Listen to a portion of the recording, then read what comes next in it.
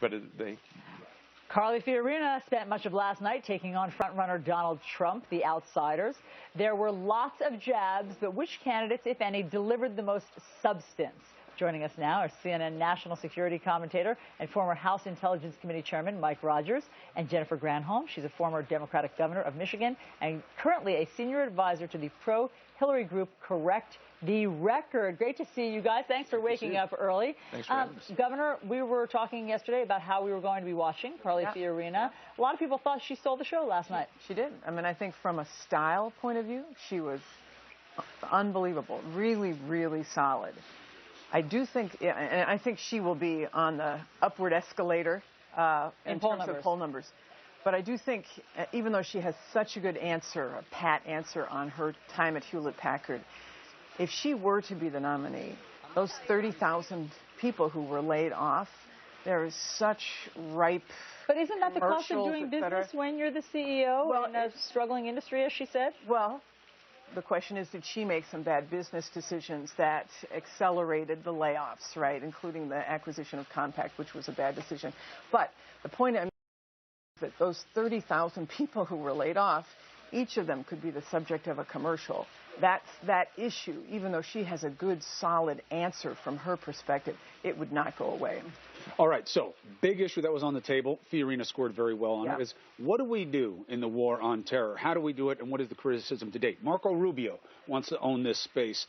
He said something last night that, Mike, I want your take on. Let's listen to Marco. They were talking about we have zero responsibility, because let's remember what the president said. He said the attack that he was going to conduct was going to be a pinprick. Well, the United States military was not built to conduct pinprick attacks. If the United States military is going to be engaged by a commander-in-chief, it should only be engaged in an endeavor to win. And we are not going to authorize use of force if you're not putting men and women in a position where they can win. And quite frankly, people don't trust this president as commander-in-chief because of that. Let's not analyze this from the perspective of what the military is capable. As we know, they certainly do pinprick because we're using special ops more and more, and they're the best in the world, and they do very discreet missions. His point was something else. It was we're not being bold enough in what we do. What's the plus-minus on that position for you? Well, I think it's a big plus, and I think he showed himself very strong on national security. That was in his lane, in his space, and I think he did himself some good last night in the debate. He makes a very important point. 3.5 years ago, there was lots of consensus that if you do not do something with ISIS, bringing your Arab League partners in, being aggressive, I think we've had those conversations, you're going to have a big problem.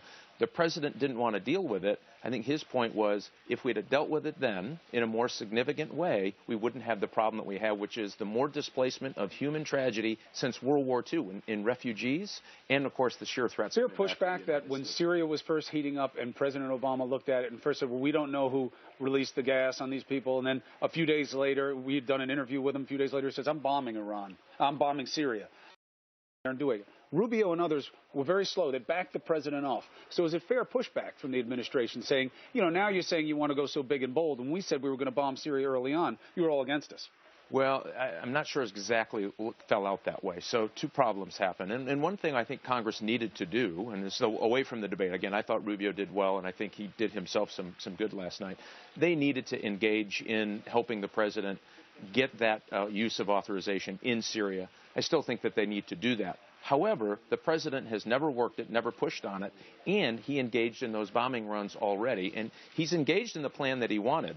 And all we've done in Syria is nibble around the edges. So that's the heart and soul of ISIS. You know, we have 56 FBI field offices. We have 56 investigations at least in every one investigation per field office on ISIS in the United States. This is a big and growing problem. You're going to have to do something about it. And I think what Rubio's point was, listen, we're issuing press releases, you're dropping a few bombs. It clearly isn't working.